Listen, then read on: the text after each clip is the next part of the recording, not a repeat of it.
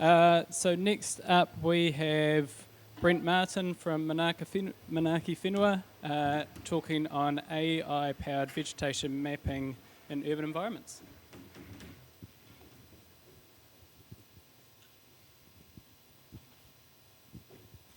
Okay, good afternoon, everyone. I get to have the last slot, the one that everyone was wishing they'd gone home already.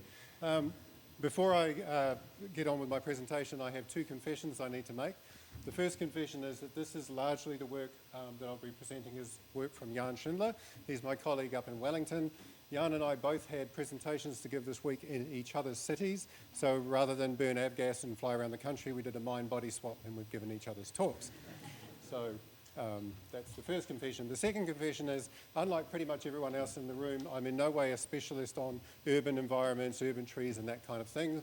I'm one of those techie people, a data scientist, so I'm kind of a generalist. So what that means is I'm probably going to divide the room into two camps. The first camp is the people who go, oh yeah, AI for vegetation, we know all about that, and their eyes glaze over. So that's people like Justin and his team and others. The rest of the room, which is probably the majority, will go, oh, he's giving a technical talk, and their eyes will glaze over. So for the second group in particular, what I'd like you to do is, rather than focus on the how of what I'm talking about, which won't be that technical, focus on the what and think about what might this mean for the sort of things I want to do. So at Manaaki Whenua, we have been mapping vegetation for quite a long time now, particularly using remote sensing. And so, for example, we have maps such as the Lucas Lum that we help update, the land cover database and so forth. On the other hand, in recent years, as on the right-hand side, there we go, we've been getting into AI, specifically deep learning, to try to sort of tackle some of the problems that require that kind of approach. We saw from Simon earlier, we used it to map historical buildings back in 1940s imagery. It's pretty hard to do that by any other technique. And we started a while ago mapping, detecting wallabies and things like that. And where it gets interesting is where the two things meet in the middle. So first of all, in 2020 LUM was the first time that we applied AI to forest mapping, and that led to improvements in the LUM that came directly out of that AI work. And secondly, having been able to map forestry in the LUM nationwide, we found that we suddenly had a model that was really, really good at detecting and monitoring wildling conifers. So as the two come together, new opportunities start to open up. So first of all, why do we need to worry about AI at all? I mean, people have been doing vegetation mapping for ages now, and it's quite easy, right? So first of all, most people who map vegetation will know that if you've got near-infrared imagery, you can do wonderful things. And we've had that from satellite imagery nationally for a long time. We haven't had it, though, for that long in high resolution in our cities, and that's the big change. So when we were doing the work for PCE, we had, for Auckland, the best we had was 2011, and it's pretty poor quality stuff. If you tried to map where the green space, or the vegetation, which is the red, turns into the impervious surfaces, it's all bleeding all over the place, and it's quite difficult to map that with any accuracy. On the other hand, we go to Hamilton, where they had a recent flight, 2021, and the imagery is fantastic. So now you can do really, really great stuff with that.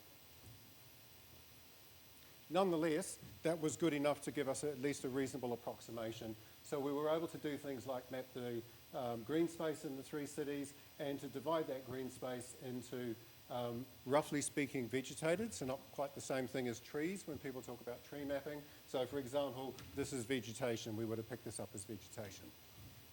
And we could do that reasonably successfully across the three cities and then aggregate that to do measurements about how much private and public space is vegetated, etc.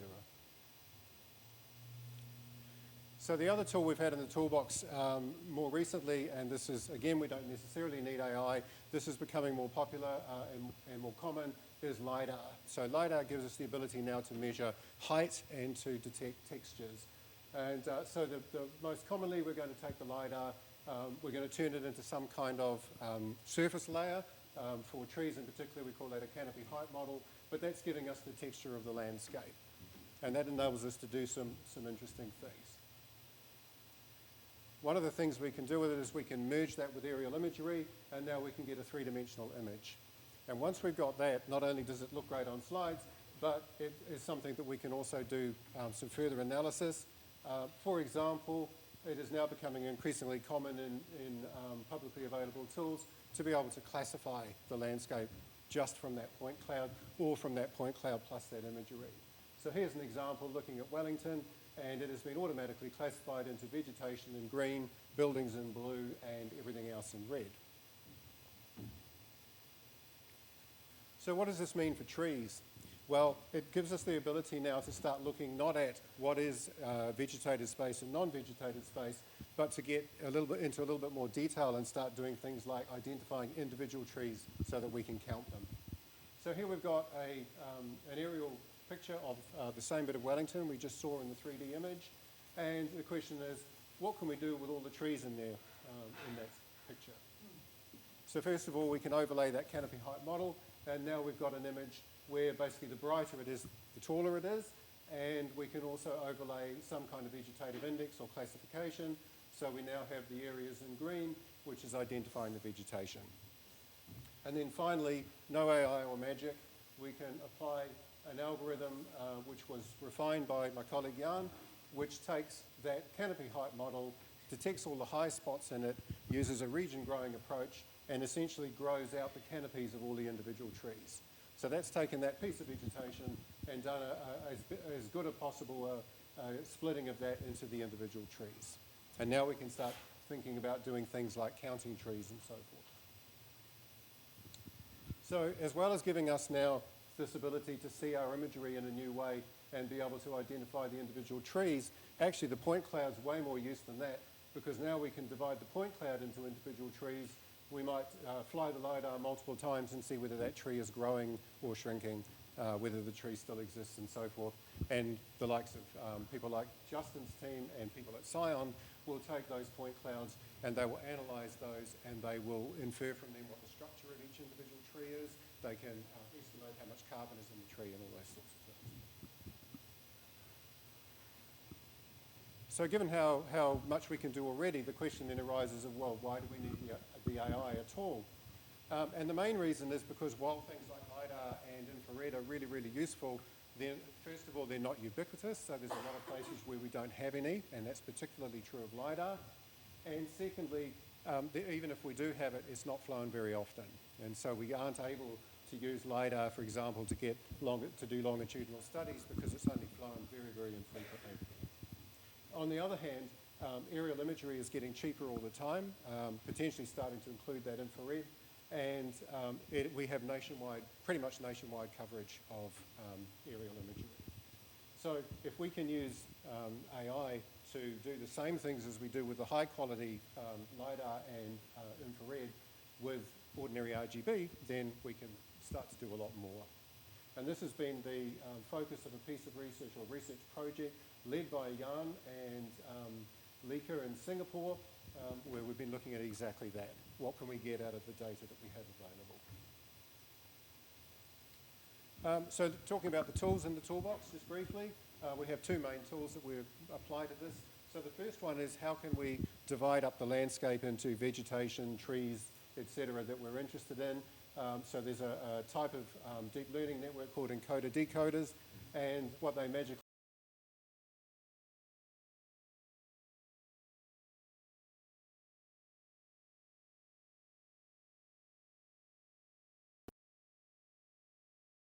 and so in order to train them, you need lots and lots and lots of examples of where you've already got the image and the result that you want. So that's usually the difficult part about applying these approaches. However, what we've been focused on at Manaaki Whenua is how can we take data we already have, for example, that Lucas land use map or the LCDB map or other types of input, and even though that input may be imperfect for the job at hand, it might be enough to train the models. So just to give a couple of examples of this, and I can't think of a better example of imperfect data than the training of the model for the 1940s buildings out of 1940 imagery. So what we had is we had these black and white images, and we wanted to be able to extract the buildings out of that. Unfortunately, we had no training data at all. So we could have sat down or got somebody to sit down and laboriously draw around a whole lot of the buildings and then train the model. But we decided to sort of take a cheats approach. And instead what we did is we said, well, we've got the buildings for 2016, which is all this red stuff. And, you know, most of the time it's sort of near enough. So maybe we can use that. And so that's what we did. Essentially what we did is we selected imagery where we thought it was good enough. And believe it or not, that image is considered good enough. Even though there are buildings marked in it that don't exist yet, there's at least one building that's been knocked down and replaced with a different one, and every single building in it doesn't quite line up because of the vagaries of the geolocation. Nonetheless, out of all of that, we were able to build a model that not only did a pretty good job of figuring out where all the buildings were, it also could extrapolate.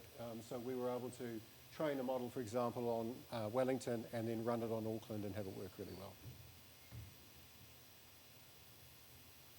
So what that means for us in terms of our tree crowns now is two things. So first of all, we've got these areas where we've had LiDAR flown or we've got near infrared, but not everywhere has that. So we might be able to use that data to train a model and then extrapolate elsewhere.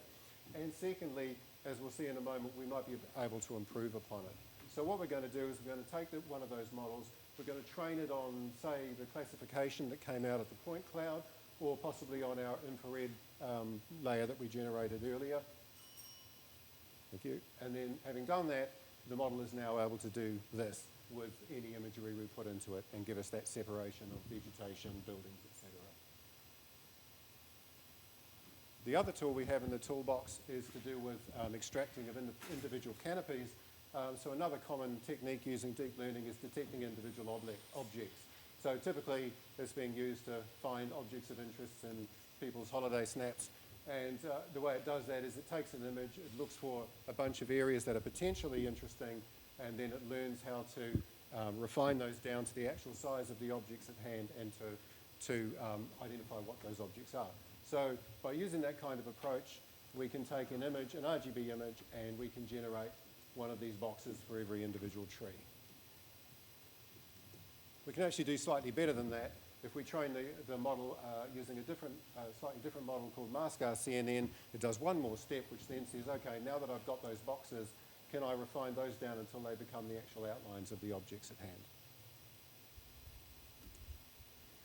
So there's a lot of emerging technology around this. There's been a really nice paper written by Jojo, who is a student of Justin's, I believe. So this paper with Justin, Grant Pierce and Jan as the supervisors is a really, really nice example of collaboration between Manaaki Whenua doing stuff on the ground, if you like, and the universities giving us that valuable academic insight. So here what we did for the tree crowns, we take that original layer that we got by using the LiDAR and dividing it up, and you'll see that although it's identifying the number of trees fairly well, it's not perfect in terms of the shape of them just because of the way it works. But anyway, we take that, we pretend it's perfect, we train the model, and then we get a model that can do that.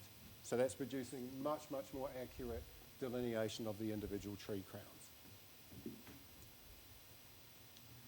And so from that, one example of its use, Jan and colleagues have produced an interactive tree map. You can go and visit that and have a play with it. So once you've got all these crowns, you can, of course, intersect them with other data, including data from the LiDAR, such as how tall was the tree, what was its mean diameter, and things like that. And, of course, you can add social data to that, information from your council inventory on species and whether the tree is in good condition or not, and so forth.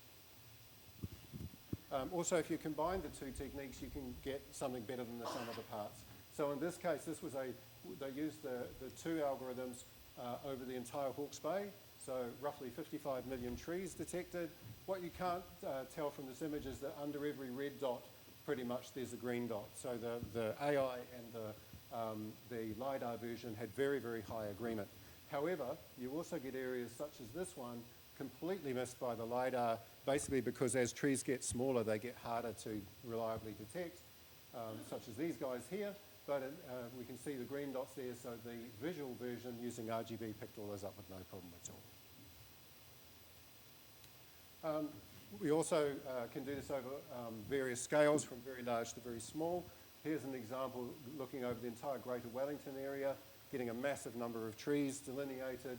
But of course, if we were interested in this area here, which is actually the Orongorongo plot, research plot, and we look up close, probably not that easy to tell from back there, but there's a lot of trees that hasn't picked up because that 30 centimetre is probably not good enough.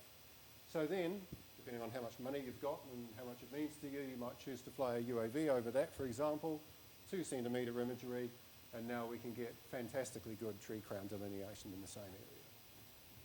So that's something you might think about as to whether that's something available to you if you wanted to do that level of granularity. And then finally, one other thing we might do with these types of techniques is we might also be interested in species of trees. So we've done a couple of things there. This one's in a rural environment. This is what we started off with. They were interested in species of individual trees and how that changes the risk for land instability. And you can use the LCDB and you can get a map like this, which gives you rough areas, but it misses a whole lot and it doesn't look at individual trees. Apply one of these models that is delineating different groups of tree species and get a map that looks like that. That has the individual trees and sort of the most likely species or species group for each of those trees, which is very helpful for that sort of research. And then finally, we can do a similar thing, we'll do similar things in the urban landscape. This is actually following on from a technique that Scion did a number of years ago, so we thought we'd replicate.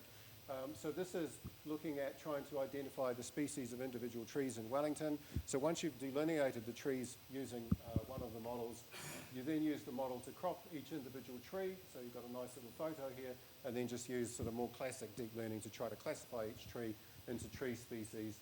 We were able to identify pūtakawas versus everything else to a high 90% accuracy.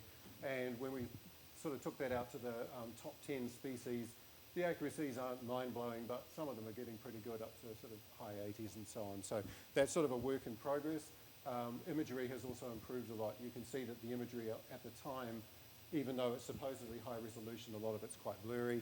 And the other problem you have is you look down where the council's inventory is telling you there is an illness tree, but there's another big tree beside it growing over the top of it, and you can't actually see it. So some of the data is probably also noisy. So that's a very quick summary of the sorts of things we've been doing at Manaaki Whenua. Hopefully give you a little bit of thinking about the sort of techniques that could be applied. And if you thought about your own work and thought, if I could do this, I would be able to research this. So maybe have a think about that and how some of these approaches, some of this type of work might be helpful. And again, we're very grateful for the collaborations with the various universities around the country. Thank you.